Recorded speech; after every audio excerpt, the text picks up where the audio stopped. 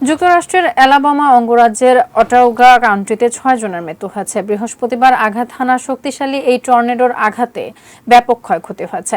এদিন 35টির বেশি tornado record করে যুক্তরাষ্ট্রের জাতীয় আবহাওয়া পরিষেবা। এতে ঝুঁকিতে পড়েন 3 কোটিরও বেশি মানুষ। টর্নেডোর আঘাতে 4টি অঙ্গরাজ্যের লাখো মানুষ বিদ্যুৎ বিভ্রাটের কবলে পড়ে।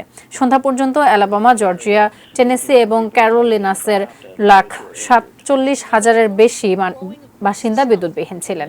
সেলমা নগরীর মেয়র জেমস পার্কসন জুনিয়র জানিয়েছেন, টর্নেডোর আঘাতে বহু ঘরবাড়ি বিধ্বস্ত হয়েছে। তবে বৃহস্পতিবার বিকাল পর্যন্ত সেখানে কোনো হতাহতের খবর পাওয়া যায়নি। বিদ্যুতের লাইন এবং গাছ ভেঙে পড়ায় সেখানকার বেশিরভাগ রাস্তা বন্ধ হয়ে যায়। সেলমা নগরীতে সন্ধ্যা থেকে ভোর পর্যন্ত কারফিউ জারি করা হয়েছে। পাশাপাশি বাসিন্দাদের সতর্ক বার্তাও পাঠানো হয়েছে। And area to area, looking for people who may be entrapped and those who are injured. Tornado reports are growing across the South. In Mississippi, Georgia, and central Kentucky,